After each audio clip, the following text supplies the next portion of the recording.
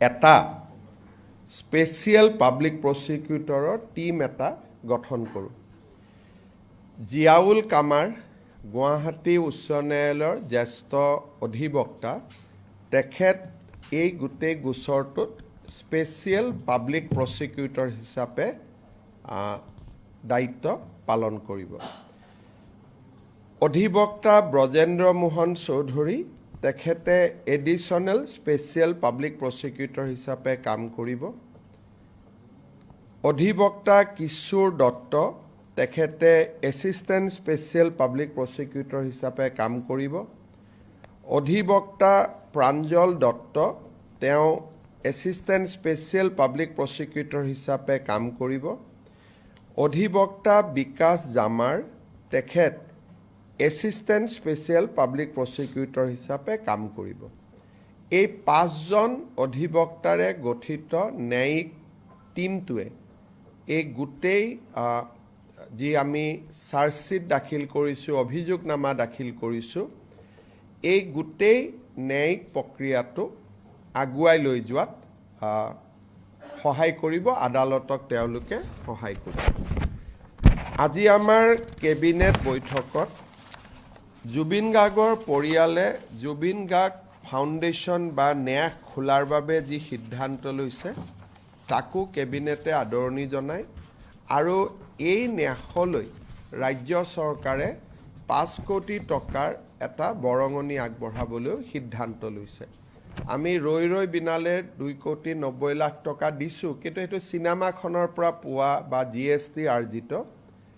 অতিৰিক্তভাৱে ট্ৰাষ্টত যাতে জুবিনৰ স্মৃতি ট্ৰাষ্টটোৱে সুন্দৰভাৱে সংৰক্ষণ কৰিব পাৰে, গানৰ বিভিন্ন ধৰণৰ গীতবোৰ সংৰক্ষণ কৰিব পাৰে, এটা মিউজিয়াম বনাব পাৰে, বিভিন্ন কামত আমি এককালীনভাৱে 5 কোটি টকাৰ এটা ট্ৰাষ্টক সহায় বা আৰ্থিক সহায় আগবঢ়াবলৈ আমি আজি কেবিনেটত সিদ্ধান্ত গ্ৰহণ কৰিছোঁ।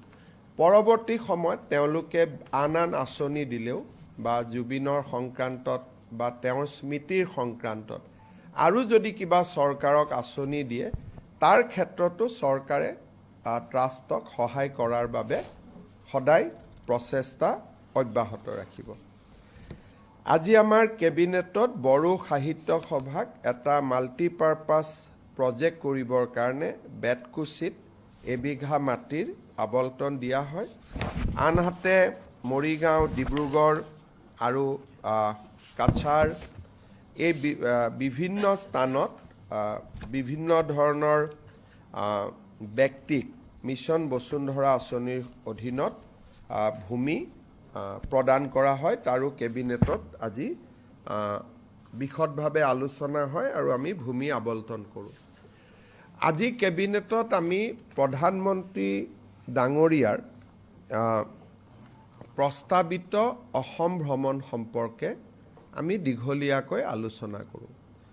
প্ৰধানমন্ত্ৰী ডাঙৰীয়া 17 তাৰিখে বিয়লি গুৱাহাটীত আহি উপস্থিত হ'ব আৰু অসমৰ সাংস্কৃতিক জীৱনৰ এটা আপুৰুগীয়া সম্পদ বাগৰুম্বাৰ প্ৰদৰ্শনত তেখেতে ভাগ ল'ব।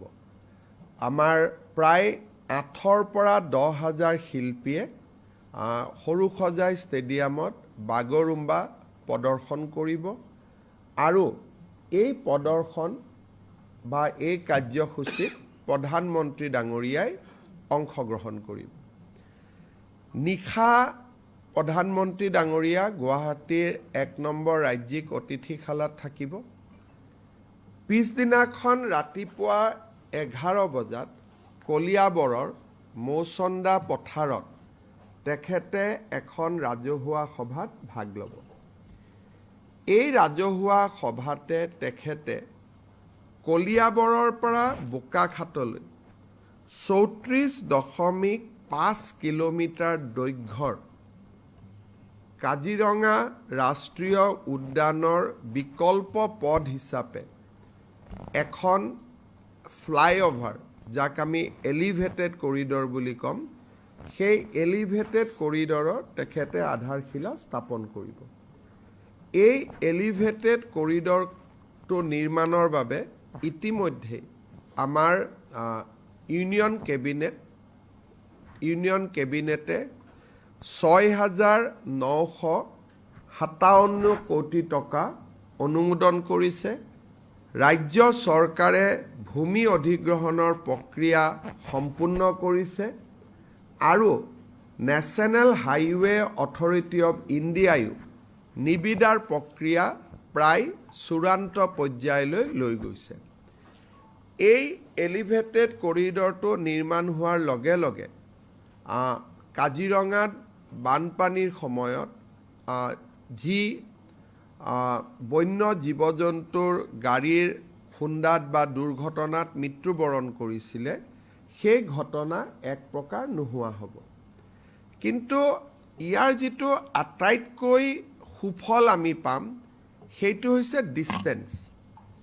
বোকাখাটৰ পৰা কলিয়াবৰ পাবলৈ যিহেতু কাজিৰঙাত স্পীড লিমিট আছে, এখন গাড়ী চলালে বা গাড়ী গ'লে it takes 1 hours and 15 minutes। যদি আজি নুমলীগড়ৰ পৰা আপোনালোকে আহে আৰু জখলাবন্ধা পাব খোজে 1 ঘণ্টা 15 মিনিট লাগিব। এই এলিভেটেড কৰিডৰ হোৱাৰ লগে লগে আমি 20 মিনিটত জখলাবন্ধাৰ পৰা আমি বোকাখাট যাব পাৰিম। ইয়াৰ ফলত যোৰহাট আৰু গুৱাহাটীৰ দূৰত্ব 4.5 ঘণ্টা 4 ঘণ্টালৈ হ্ৰাস পাব। ইয়াত আমি বহুতে অকল এলিভেটেড কৰিডৰ বুলি ভাবি আছোঁ, বাট এলিভেটেড কৰিডৰটোৱে ডিষ্টেঞ্চটো নোহোৱা কৰি পেলাব। কাৰণ এতিয়া আমি তলত যেতিয়া যাওঁ আমাৰ স্পীড লিমিট আছে 40 কিলোমিটাৰ। 40 কিলোমিটাৰৰ ওপৰত কোনো গাড়ী যাব নোৱাৰে। ওপৰেদি যোৱাৰ লগে লগে আমাৰ 34 কিলোমিটাৰ এলিভেটেড কৰিডৰ মেক্সিমাম 22 মিনিটছত আমি পাৰ হ'ব পাৰিম। কাৰণ গোটেই এলিভেটেড কৰিডৰত ক'তো জাংচন নাথাকে, সোঁৱে বাওঁৱে আমি যাব নোৱাৰোঁ, ই খালি ষ্ট্ৰেইট যাব আৰু মাজত কোনো ইণ্টাৰছেকশ্যন নাথাকে। আৰু যিহেতু মাজত ইণ্টাৰছেকশ্যন নাথাকে, গাড়ী একেবাৰে স্পীডত যাব পাৰিব। ডিব্ৰুগড় গুৱাহাটী, শিৱসাগৰ গুৱাহাটী, যোৰহাট গুৱাহাটীৰ মাজত ই ডিষ্টেঞ্চটো একেবাৰে কমাই দিব।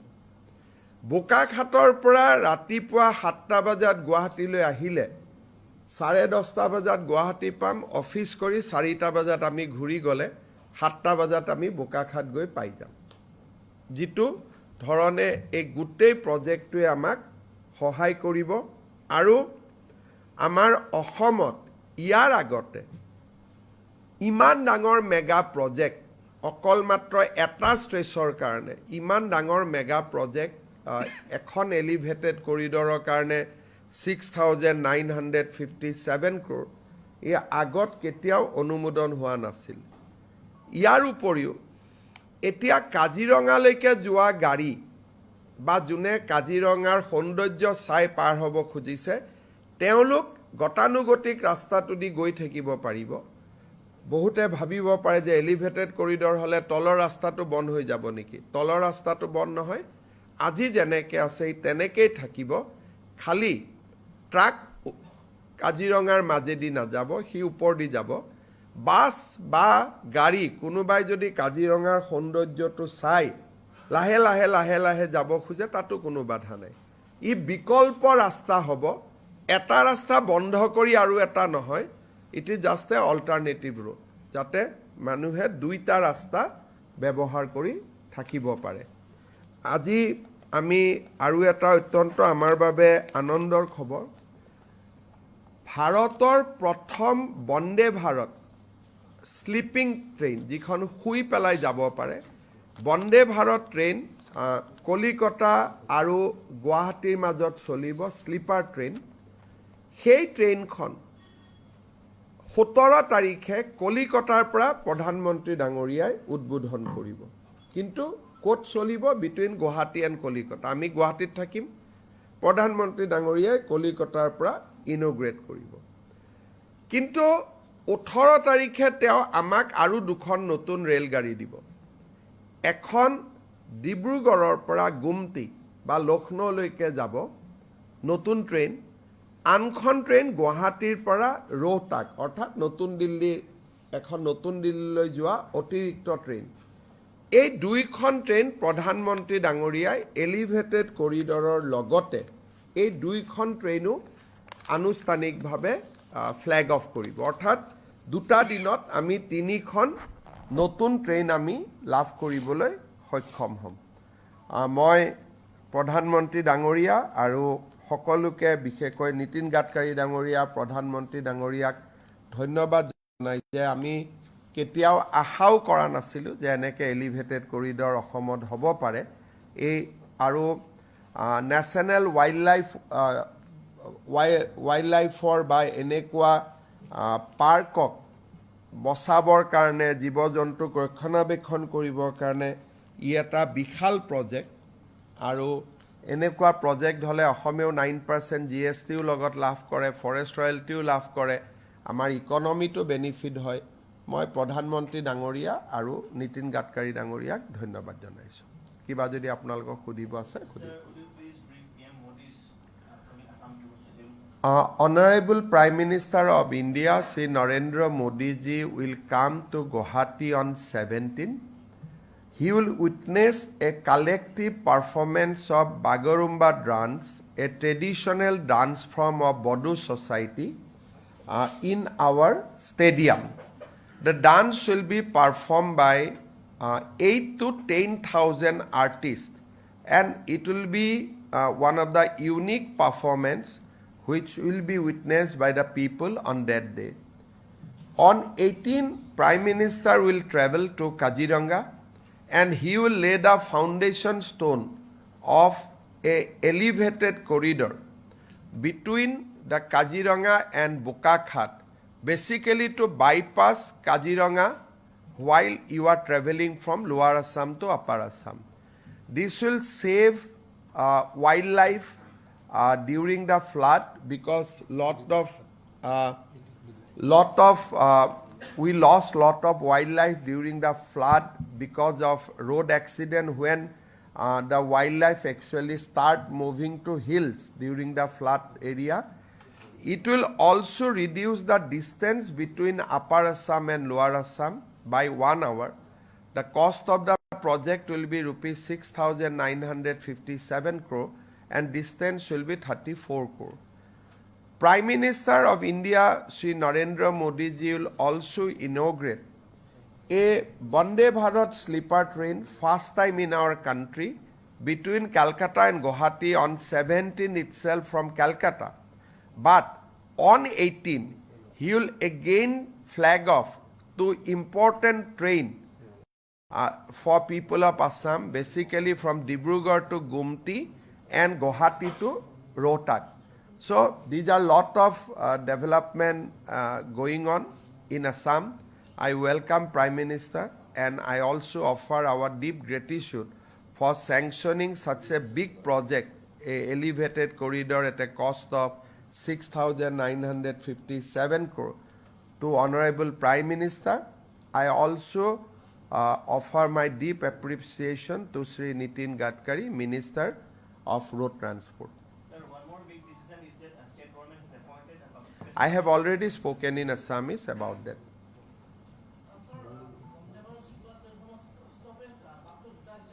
খুব ভাল কথা ষ্টপেজ যদি হৈ যায় ইটো আর বন্দে ভারত নহব আমাকতো গুৱাহাটী কলকাতাৰ মাজত পইণ্ট টু পইণ্ট লাগে যাতে মাত্ৰ 8 ঘণ্টাত গৈ পাব পাৰে 7 ঘণ্টাত যদি সেইখনো এনেকে গৈ থাকিব পাৰে তেতিয়াতো এখন বন্দে ভাৰত নহবগৈ সেইকাৰণে যদি ৰখি যায় তেতিয়াতো নহব এটা 7 ঘণ্টা কমি যাব গতিকে ক্যাপিটাল টু ক্যাপিটাল সেইকাৰণে আমিও বিচৰা নাই যে বন্দে ভাৰতখন কৰবাত ৰখি যাওক যদি বঙাইগাঁৱত কেতিয়াবা ৰখে এটা বেলেগ কথা কিন্তু যদি নলবাৰীত ৰখে ৰঙিয়াত ৰখে বৰপেটাত ৰখে এখনটো বন্দে ভাৰত হৈ নাথাকিলে স্যাৰ অন্য এটা প্ৰসংগ যেটো নিৰ্বাচন আহি আছে নিৰ্বাচনৰ সন্মুখত দেখা গৈছে যে এবাৰ মিয়া মুছলমানৰ ভোটৰ কাৰণে কংগ্ৰেছে আমচুৰ সভাপতি সদ্য পদটিকে সভাপতি ৰাজাউল কৰিমক যোগদান কৰাব আৰু ৰাজাউল কৰিমক ষ্টাৰ কেম্পেইনাৰ কৰি মিয়া মুছলমানৰ ভোটৰ কাৰণে সব ব্যক্তিৰ ওপৰত মই আলোচনা কৰিব নোখোজো কাৰণ কোনোবাই কোনোবা পাৰ্টিত জয়েন কৰিব নকৰিব বেলেগ কথা কিন্তু এটা কথা স্পষ্ট যে কংগ্ৰেছৰ গোটেই নিৰ্বাচনটো অবৈধ বাংলাদেশীৰ ভোট এইটোৱে হ'ল তেওঁলোকৰ ভোট বেংক কিন্তু দুৰ্ভাগ্যৰ কথা যে অসমৰ মিয়া মুছলমানসকলে তেওঁলোকক টকা পইচাও দিব লাগে চিটো ল'ব লাগে আৰু বিপদৰ সময়ত কংগ্ৰেছে তেওঁলোকক কোনো খবৰ কৰিবলৈও নাযায় আজি যিমানটা এভিকশ্যন হৈ আছে কৰবাত গৌৰৱ গগৈক যোৱা আপোনালোকে দেখিছে নেকি আজি আমাৰ যদি ভোট বেংকত বা আমাক ভাল পোৱা মানুহৰ ঘৰত এভিকশ্যন হ'লতেন আমিতো গ'লোহেঁতেন কিন্তু মোৰ সেইকাৰণে কেতিয়াবা মিয়া মুছলমানসকলৰ কাৰণে বেয়াও লাগে যে যাক ভোট দিওঁ তেওঁলোকেও তেওঁলোকক মৰম নকৰে আজি বিজেপিয়েতো অন্ততঃ আমাক ভোট দিয়া মানুহখিনিক আমি মৰম কৰোঁ আপোনালোকে চাওক সদায় এভিকশ্যন হৈ আছে কোনোবা এভিকশ্যনত গৌৰৱ গগৈক যোৱা দেখিছে নেকি ঠিক আছে এভিকশ্যনৰ সময়ত যোৱা নাই পিছততো দুটা বিস্কুটৰ পেকেট দিব পাৰে দেখিছে নেকি যোৱা গতিকে এইটো মিয়া মুছলমানসকলে দুৰ্ভাগ্য এটাই লৈ আহিছে যে যাক ভোট দিম তেওঁ আমাক নাচায় কংগ্ৰেছৰ বিশ্বাস নোহোৱা হৈছে নেকি যে তেওঁলোকৰ কাষ চাপিবলৈ সেইটো কাৰণে তেওঁ নহয় কংগ্ৰেছৰ কথা হ'ল আমাক ভোট লাগে টকা লাগে আমাৰ মানুহৰ ওচৰততো কংগ্ৰেছ নাহেই আজি চাহ বাগিচাত ৭৫ বছৰ জুৰি মাটিৰ পট্টা নিদিলে বাগিচাৰ মানুহৰ ভোট ল'লে অসমীয়া মানুহৰ ভোট ল'লে অসমীয়া মানুহক প্ৰবঞ্চনা কৰিলে এইবাৰ যোৰহাট সমষ্টিৰ মানুহৰ ভোট ল'লে MP ফাণ্ডত কৰা কামবিলাক আপোনালোকে নিজে এদিন চাব আপোনালোকে গম পাব যে মানুহক কিমান প্ৰবঞ্চনা কৰিব পাৰে যোৱা কালিনে পৰহি আপোনালোকে দেখিছে যে বাকচত পৰামৰ্শ ল'লে আৰু পৰামৰ্শবিলাক তাতেই পেলাই থৈ গুচি আহিলে গতিকে কংগ্ৰেছ কাৰো বন্ধু নহয় মিয়া মুছলমানৰো নহয় অসমীয়াৰো নহয় বঙালীৰো নহয় হিন্দী ভাষীৰো নহয় চাহ বাগিচাৰো নহয় তেওঁলোক খালি নিজৰ কাৰণে আছে এনেকুৱা কৰবাত নেতা দেখা পাইছে নেকি যাৰ পৰিয়ালৰ 3জনেই ফৰেনাৰ যোনদিনাখন ৰাষ্ট্ৰীয় পতাকা ঘৰত স্বাধীনতা দিৱসৰ দিনা উত্তোলন কৰিব লাগে তো তেওঁ অকলে উত্তোলন কৰি থাকিব লগততো বাকী কেইজন ফৰেনাৰ্ছ থাকিব গতিকে এইটো এটা অদ্ভুত পাৰ্টি এইটো কৈ লাভ নাই Mr. Chief Minister, there will be 3 elections for 3 Rajya Sabha seats in Assam, and AIDF is seeking the support of Congress again to send Maulana Badruddin Nazman to Rajya Sabha. BJP, AGP and our united front will put 3 candidates. We'll put all the 3 candidates against the 3 Rajya Sabha seats. Last time, for some reason, we did not put candidates against Ajit Bhuiya. We thought that he is a neutral person, he will do good and he will do good things. But ultimately, what he did with his Rajya Sabha fund, you all know. So that is why this time we have decided that we will put candidate in against all the 3 seats. আমি 3টা সিটতে প্ৰাৰ্থী আমি উঠাম 2টাত আমি জিকিম এটাত হাৰিব পাৰো জিকিব পাৰো কিন্তু আমি 3টা সিটতে আমাৰ প্ৰাৰ্থী দিম Sir, কংগ্ৰেছৰ এটা অফিচিয়েল গ্ৰুপৰ পৰা এটা স্ক্ৰীনশ্বট ভাইৰেল হোৱা দেখিবলৈ পোৱা আছে বহুত হ'ল মিথ্যাচাৰ বুলি এটা হেছটেগ চলোৱাৰ কথা মেছেজটো দেখিবলৈ পোৱা গৈছে মেছেজটো দিছিলে দিয়াৰ লগে লগে কোনোবাই মোক ফৰৱাৰ্ড কৰি দিলে গতিকে যি কৰে তেওঁলোকৰ আমিতো গম পায়ে যাওঁ কাৰণ তেওঁলোকৰ ভিতৰতে বহুত খং এতিয়াতো এনেকুৱা পজিশন মই নকওঁ আৰু ক'লে তেওঁলোকে বেয়া পাব আৰু কিছুমান কথা এতিয়া কোনোবাই মই ক'লো নহয় টিকট দিম বুলি 3 কোটি 4 কোটি টকা অলৰেডি লৈ লৈছে ডাঙৰকৈ বিয়া পাতিছে কেণ্ডিডেটৰ পৰা পইচা লৈছে কি কোড হয় ভগৱান জানে এখনটো কিমান অফিস ভাঙা যাব সেইটো আপোনালোকে সময়ত দেখা পাব কিমান মানুহ ওলাব মোৰ পৰা পইচা লৈছিল এতিয়া এই পইচা লোৱা ঘটনাবিলাক বা পইচা লোৱা মানুহবিলাকে যাতে টিকট নাপায় মই ষ্টেটমেন্ট দিয়াৰ পিছত কংগ্ৰেছে আলটিমেটলি প্ৰিয়ংকা গান্ধীক চেয়াৰম্যান পাতি দিলে টিকট দিয়াৰ কাৰণে যাতে তলৰ মানুহবিলাকে টকা খোৱাৰ বদনামটো নোলায়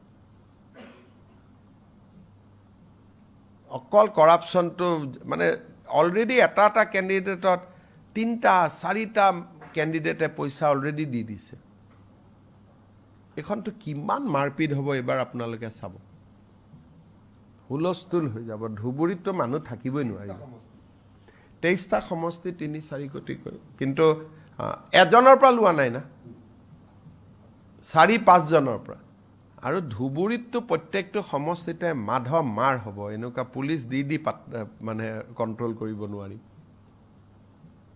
ঠিক আছে আৰুতো একো নাই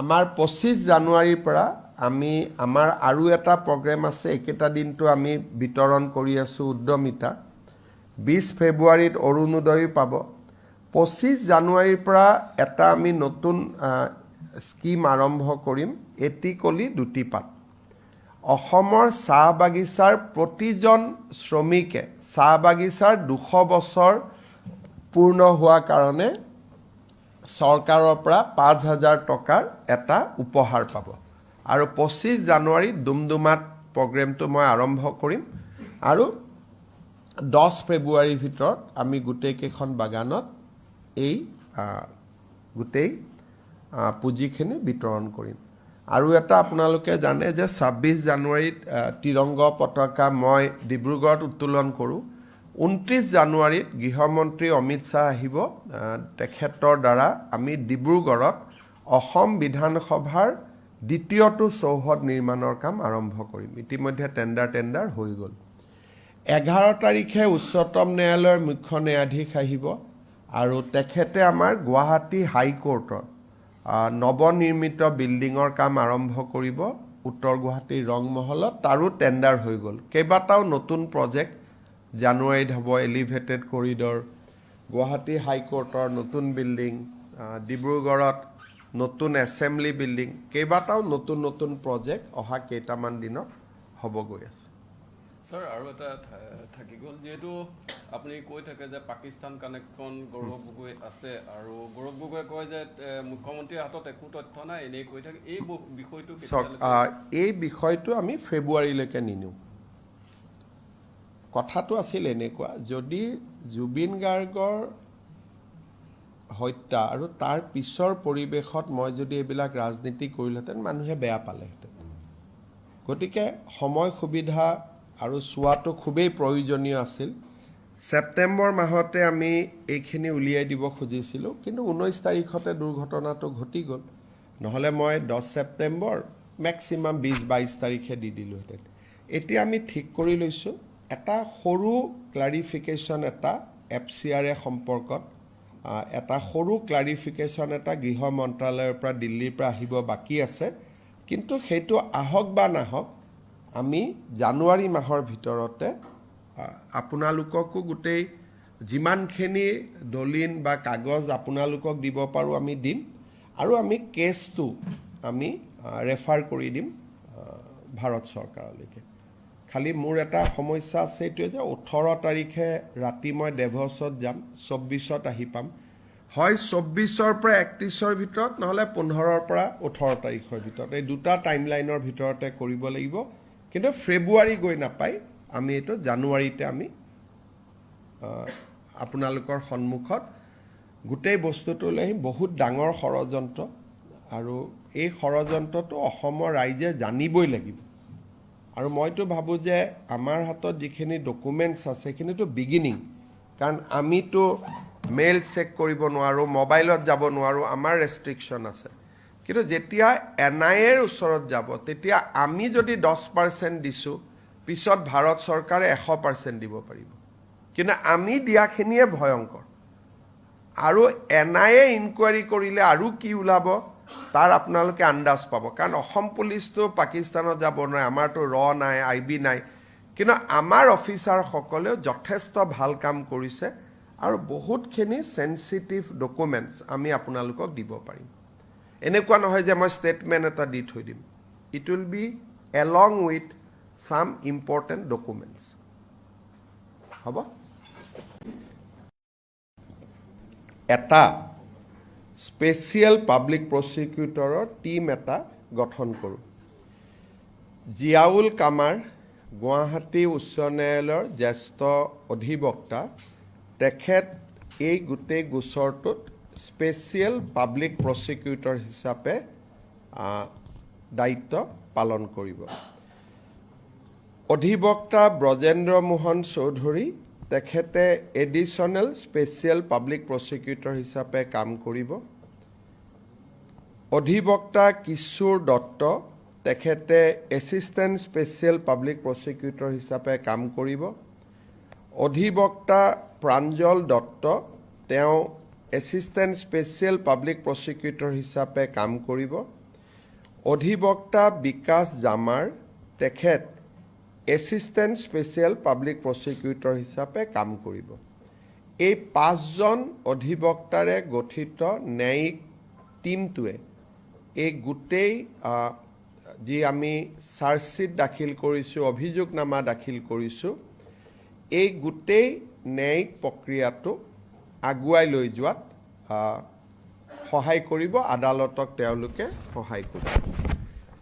আজি আমাৰ কেবিনেট বৈঠকত জুবিন গাৰ্গৰ পৰিয়ালে জুবিন গাৰ্গ ফাউণ্ডেশ্যন বা ন্যাস খোলাৰ বাবে যি সিদ্ধান্ত লৈছে তাকো কেবিনেটে আদৰণি জনায় আৰু এই ন্যাসলৈ ৰাজ্য চৰকাৰে 5 কোটি টকাৰ এটা বৰঙণি আগবঢ়াবলৈও সিদ্ধান্ত লৈছে।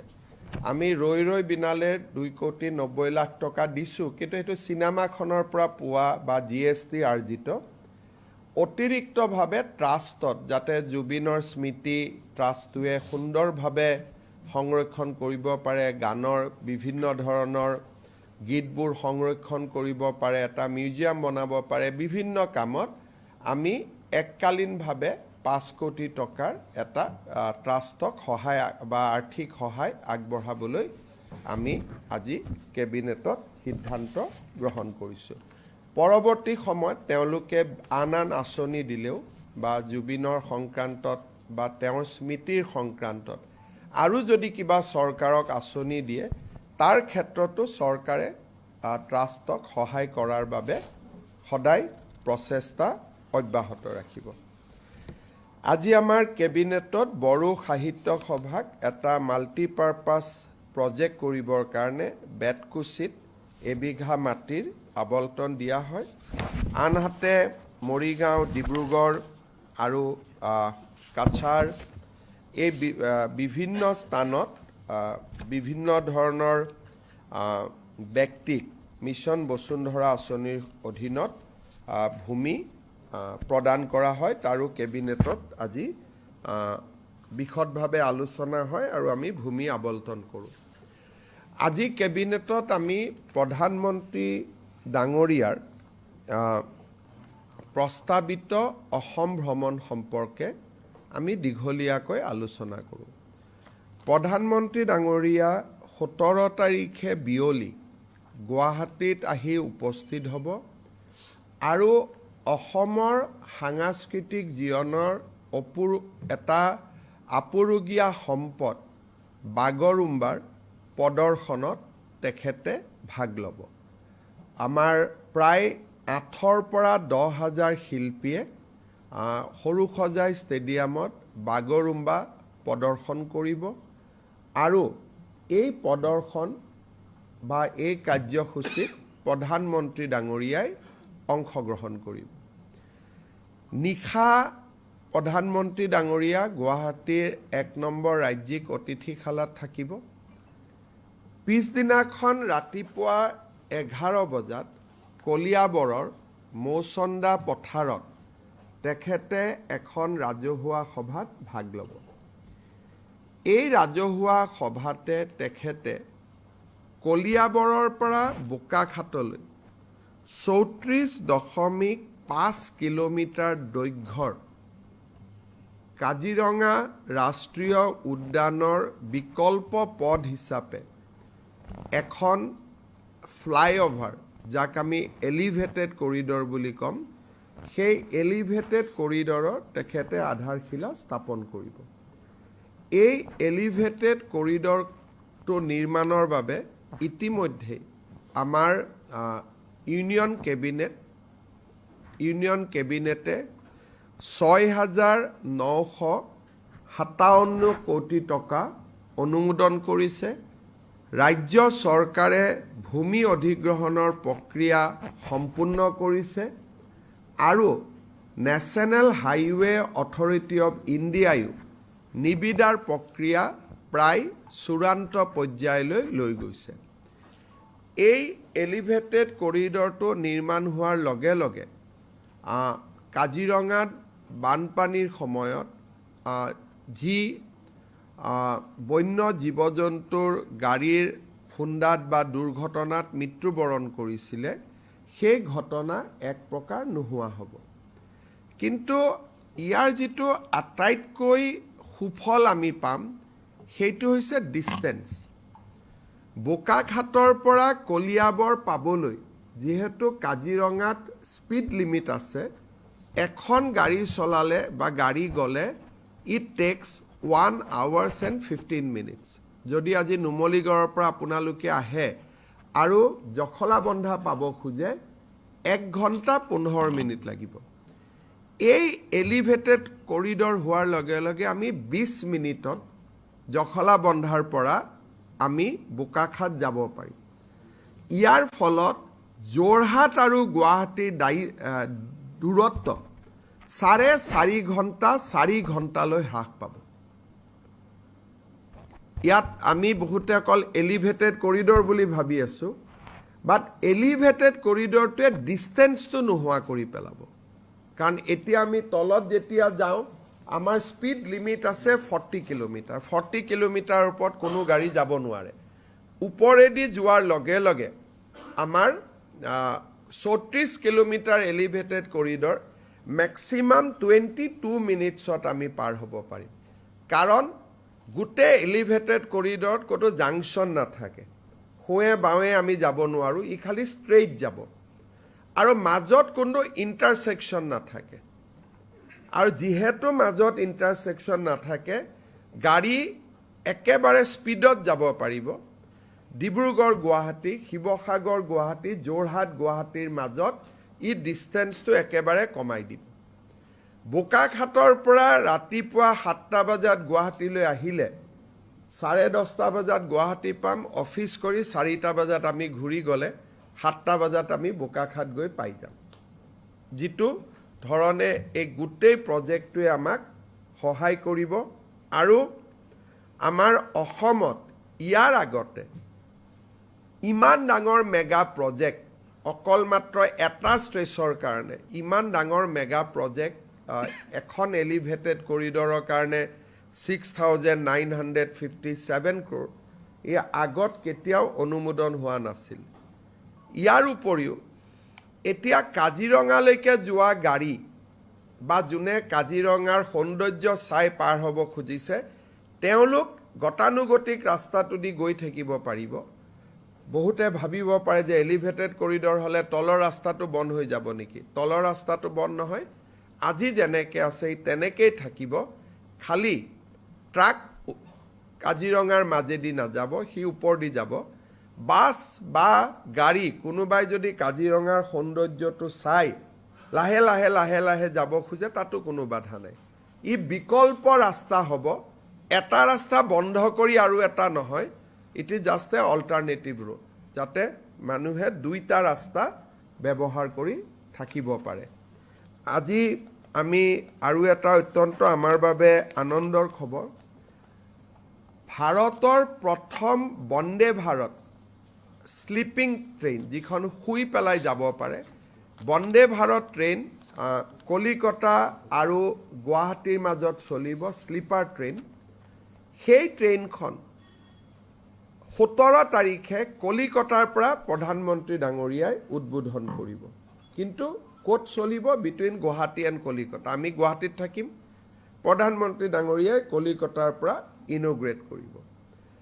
কিন্তু 18 তাৰিখে তেওঁ আমাক আৰু 2খন নতুন ৰেলগাড়ী দিব। এখন ডিব্ৰুগড়ৰ পৰা গুমটি বা লক্ষ্ণৌলৈকে যাব নতুন ট্ৰেইন, আনখন ট্ৰেইন গুৱাহাটীৰ পৰা ৰোহটাক অৰ্থাৎ নতুন দিল্লীলৈ যোৱা অতিৰিক্ত ট্ৰেইন।